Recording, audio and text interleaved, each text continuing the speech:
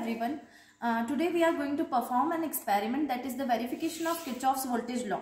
As previously in class 12th, you people must have known that what is the Kirchhoff's voltage law. Kirchhoff's voltage law states that the algebraic sum of all the voltage drop in a closed loop is always equals to the zero. So to verify that Kirchhoff's voltage law, we are going to perform a small experiment over here. So we will first understand the proper strategy of the experiment by a circuit diagram. So here we have a circuit diagram, that is the here we have the circuit diagram. This is the DC supply we are having. This is the positive terminal. This is the negative terminal. We have this one is the DPST switch we are having. This one is the fuse, and this one is the limiting current resistors. Means this one is we are connecting for the precaution, so that we will not get the excess current over here. Then we will connect a resistance rheostat over here. This one is the variable resistance, so we can vary the resistance over here. We will connect another resistance in series with this resistance, and we will vary both the resistance, and we'll vary the resistance and after that the voltage drop varies, and after that we'll verify that the sum of this voltmeter and this voltmeter reading is equals to this voltmeter reading. So for this experiment we are going to focus on this loop we are having. So the rating of this voltmeter is 150, and this voltmeter is also 150. But here we are having the voltmeter reading of 300, because we are going to prove that the V1 is equals to V2 plus V3. So we should have the voltage rating of voltmeter 1 should be greater than this 2 voltmeter. Okay. So now, okay, and one more thing before performing an experiment, we must know about the polarity of the system. For understanding the polarity, we must know what do you mean by the active element and what do you mean by the passive element. So the active element are those elements who are going to provide energy. That is the source of the energy. That is the source. That is the DC supply. That one is the DC supply that will act as an active component. And in this circuit, R1, that is the resistance. Not only this resistance, all the resistance over here are act as a passive elements. So what do you mean by the passive elements? Passive elements are those elements who absorb the energy. Who will absorb the energy or dissipate the energy. So here the resistance act as a passive element and the supply act as an active element. So for the passive elements, when the current enters to when the current enters to a terminal of resistance, that will be assigned as a positive terminal. Okay, and from where the current leaves will assign as a negative terminal. Same in that case, when the current starts flowing from the source like that, it will one current will flow like that and one current will flow like that. Okay, so the current enters to the terminal of this resistance, that terminal will be assigned as a positive and this terminal will be assigned as a negative. So whenever we connect a voltmeter in parallel with the, always you people also know that we have to connect the voltmeter in the parallel. So to connecting a instrument in parallel, we'll connect the positive terminal of the voltmeter to the positive terminal of resistance and negative resistor, and negative terminal of the voltmeter to the negative terminal of the resistor, so that they will be connected in parallel. So now, but the problem is that if by mistake you have connected the negative terminal over here and positive terminal over here. So let me show you in the voltmeter. This one is the voltmeter. Okay, these are having two scales, that is 150 and 300. We'll connect it by it into see here. This one is the 300 volt and 600 volt, sorry, 300 volt and 600 volt, but we have needed that 300 volt, so we'll connect it over here. So I'll show you in the experiment. Okay, so if we'll connect in a connected in opposite polarity, the deflection will be showing in the negative direction. So we need to disconnect from the supply and we need to change the terminal, then again start the experiment. Before performing an experiment or before doing any connections, I want to tell you some important thing about the connection. So as we know that the voltmeter is connected in parallel. Okay, so we need to connect the voltmeter by a thin wire. Why? Because we should know that the voltmeter have internal resistance equals to infinity, that is very high. So we need to connect a thin wire, that is why, because resistance equals to rho L by A. If we'll have a less area, that is the thin wire, we'll have a high resistance. If we'll have high resistance, the current will high current will not flow inside the voltmeter. So that will not damage the internal, that is the potential coil of the voltmeter. Inside that will not damage the internal coil of the voltmeter. So we will have to connect the voltmeter by the thin wire. This is a strictly we should strictly follow it. Okay, also in case of ammeter, we are having the internal resistance 0. So we'll connect the ammeter, and you know that the ammeter is connected in series. So the ammeter is connected with the thick wire. Why thick wire? Because R is equals to rho L by A. If area is high, resistance is low, and also the internal resistance of the ammeter is low. So we need to use a thick wire. So always use a voltmeter, always use a thin wire to connect a voltmeter, and always use a thick wire to connect a ammeter. Okay. And one more important thing is that always connect a voltmeter in parallel. If you connect a voltmeter in series, a high current will flow inside a voltmeter, it will get blast. So you have to strictly follow this. The voltmeter should be connected in parallel using a thin wire. Okay, now we'll go to the we'll start with the experiment over here. This one is the experiment switchboard we have. This one is the rheostat we are having. This one is the voltmeter we are having of 300 and 600 rating, but we are connecting it with the 300 only, because we need that much supply only. Okay, this one is the DPST switch we are having. When we'll connect it like this, supply will come from here. Here is the fuse to control the current. If excess current will flow, the fuse will melt. Okay, fuse will melt. Okay, this one is the terminal. This one is the positive terminal. This one is the negative terminal. So we are going to start the connections over here. Okay, this one is the wire we are having. We are connecting a okay. As we are not performing the experiment, we should open it now.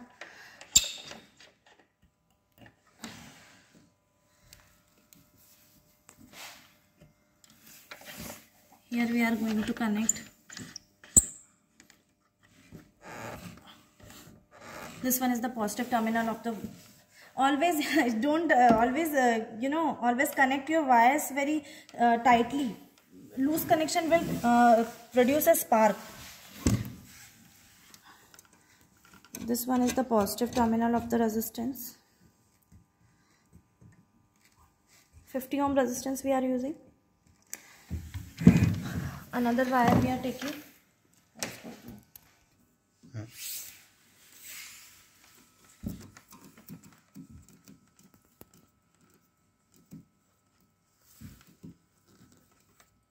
Hope you people know how we'll measure the resistance.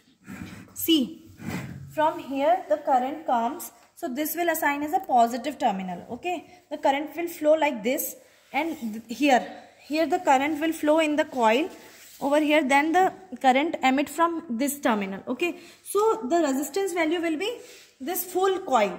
Okay, this one is the maximum resistance we are measuring. If we'll move it here, then the current will be like that. Current path will be like that. Here, then in the coil, then exit from here. So we'll have the resistance value like this one only, not this one. Okay. Okay, now we are connecting. Please focus on the circuit diagram. Okay, then only you will understand what we are doing.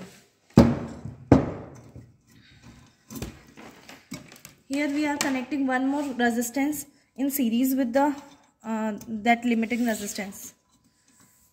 We'll have to connect a rheostat because we'll vary the resistance. No.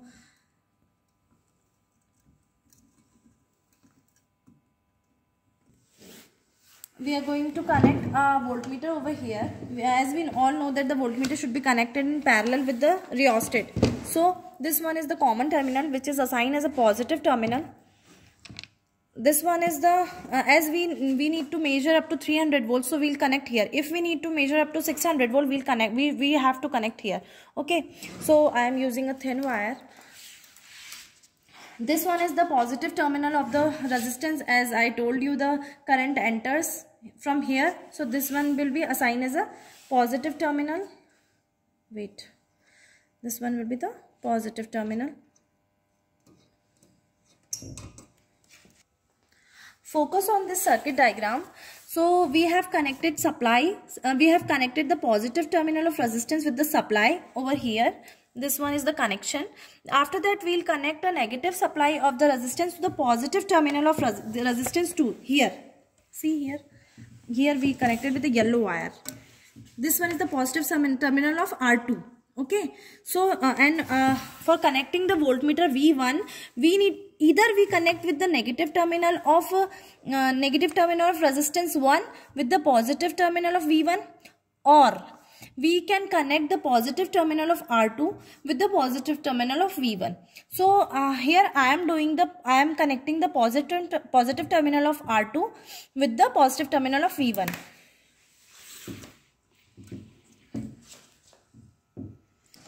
We are using the thin wire because I had told you previously. We are connecting it with the positive terminal of voltmeter, that is the common one, and the negative terminal of the voltmeter. From the circuit diagram, we have seen that we should have to connect the positive terminal of voltmeter V1 to the positive terminal of R2, and the negative terminal. See in the circuit diagram, you will understand better. The positive terminal of the V1 can be connected with the negative terminal of R1, that is this terminal, or else we can connect with the positive terminal of R2, that is this one. So I have connected with the positive terminal of the R2, and same with the negative terminal of V2. See in the diagram, in the circuit diagram, same with the negative terminal of V1. We can connect it with the negative supply, that is this one supply.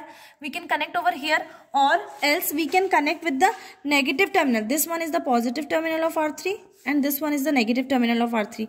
Else we can connect with the negative terminal of R3. So I had connected with the negative terminal of R3, that is here. So mostly I had done all the connections. I'll show you properly from the start. Please check your circuit diagram first, okay? Then you will better understand. From the supply positive terminal, we have connected the positive terminal of R1, resistance R1. This one is the negative terminal of R1, that is connected with the positive terminal of R2, and the negative terminal of R2 is connected with the positive terminal of R3, and the negative terminal of R3 is connected with the supply here. So we had all the resistance in series with each other. Now we need to connect a voltmeter. So firstly we will connect a V1 voltmeter. I had told you before, we had connected with the positive terminal of R2, and the negative terminal of VT is connected to the negative terminal of R3. So we had connected the voltmeter across R2 and R3. Okay. Now the voltmeter V2 of 150 rating 150, we have connected across R2. The positive terminal of the voltmeter V2 is connected with the positive terminal of R2, and the negative terminal of the voltmeter V2 is connected with the negative terminal of R2. Okay, R2. We had set the rating to 150 volts. Same here, we had connected a voltmeter V3 across R3. The positive terminal of the V3 is connected with the positive terminal of R3, and the negative terminal of negative terminal of V3 is connected with the negative terminal of R3. Hence, they are connected in parallel. Okay. So we are performing the experiment in this loop. Just focus on this loop. Okay. This one is the loop. This one is the loop. Here the voltmeter is this. Here R2 is this. R3 is this. then again this loop. Okay, so just focus on this loop. And one more thing you need to understand, that the always took the reading like this, not like this. If you are taking the reading like this, this will not give a correct reading. Okay, you should always put the voltmeter horizontal to get a proper reading. Okay, okay, we are setting the resistance, that is the rheostat, to the minimum value. Minimum in what sense? Here the current comes from here, it travels here, here is the no coil, and it will go from here. So no coil is involved in this. That's why that resistance value is minimum. Same in this case, I had set the resistance value to the minimum value. Okay, now by this knob I'll vary the resistance. By varying the resistance, the current value varies, because resistance is inversely proportional to current. Current varies, and by variation of current, the voltage drop varies. That is E is equals to IR. Okay. Before switching on the experiment, we need to make a observation table like this. We'll have to note the reading of V1, V2 in volts. Okay, V1, V2, V3. Then we have to add the readings of V2 and V3. Then we have to check the difference between the value of V1 and V2 plus V3, so that we'll come to know what is the error in this. How much error is this? So the error formula is V1 minus V2 plus V3 upon V1 into 100. So, okay, now we'll start with the taking observation. We'll start the experiment, and I'm moving the voltmeter like this so that we'll get the proper reading over here. I'm going to start the project. Before switching on the main switch, we'll firstly connect the DPST switch tightly. If it is loose, it will create a spark. Then we are going to on the main switch over here.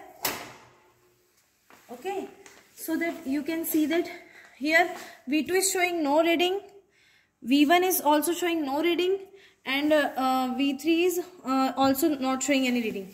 Now I am going to vary the V2. I am going to vary the V2. And now I am also going to vary V3 to some extent. Just check the reading. We are having the variation. This one is the reading for the V1. No, this one is the V2. This one is the V2 and this one is the V3. Just observe it. How much you are getting? You are getting... in the lower scale we'll see na. Lower scale is for 150 and upper scale is for 300. So we are having 20, 22, 24, 26, 28, 30, 32, 34. So we are having V2 as 34 volts. Now check the V3 reading.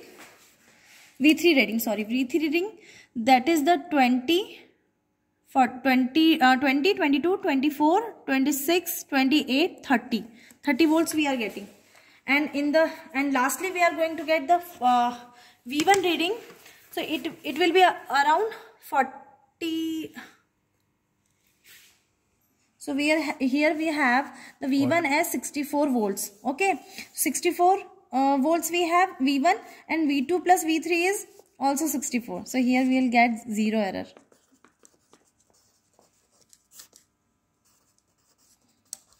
0% error. Okay, first of I forgot to tell you how to take the reading. I'll tell you. See here zero, in between 0 to 40. How many divisions are there? How many voltage is there? See, here we have 40 volts over there. Okay, and how many divisions we have? 10 divisions. So we have 4 divisions. 4 voltage per divisions. So when we need to calculate the values, see if the value is at here. See, wait. If value if value is like is here, no. So how much voltage we'll measure? See, it will have we'll have a 2 divisions. We are having 4 voltage per divisions, and we are getting 2 divisions.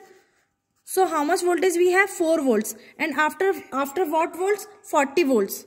So after 40 volts we have 4 to the 8, sorry 4 to the 8 volts. So after 40 we are having 8 volts. So how many volts we have? 48 volts. Like that we have to calculate. I'll tell you in the next reading. Okay, we'll take. For taking the second reading, we are going to vary the resistance R2 over here. See, we are getting the different voltage drop. We are varying the V3, R3. We are getting the different value of the voltmeter V3. Here we are having the voltage. See, we are having a 40. We are having a 20 volts per 10 divisions. That is the 2 volt per divisions. And we are having a point on 9. That is the 18 volt we are having. So 40 plus 18, we are having a 58 volts in V1. V2. Come to the V3. Here also we are having a 20 volts per 10 divisions. That is the 2 volt per division. Here the point is on 60 only. So we are having a 60 volt at V3. Now we are taking on V1. At V1 we are having 4 divisions per 4 volt per divisions. Here we are having 8. That is 8 fours are 32. 32 plus 80, 112 volts. Okay. Here we are having a 58 volts. Here we are having 60 volts. And the reading we are having is V2 plus V3 is 118 volts. So we are having some error here. Okay, you need to calculate the error by using this formula. Okay, like that only we are taking different readings. I'll take the readings and show you. I'm sorry, we took the wrong reading here. Here we are having the 9 divisions and 1 division. We are having a 4 volt per divisions and 9 fours are 36. 80 plus 36 is 116. So we are having V1 as 116. And here we are having 118. So calculate the error accordingly. We took the third reading. It's like that. 70 volts for V2, 74 volts for V3, and we are getting 140 volts for V1. So V1 plus V2 is 144. Here also we are getting the error. Calculate the error accordingly. So we took the 3 readings. Okay, like that only we perform the experiments and also calculate the error, and after that we need to calculate the mean error.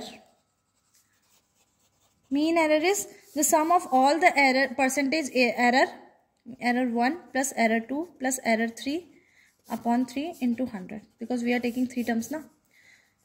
Like that only we calculate the mean error. Okay, this much is for today's experiment. Thank you.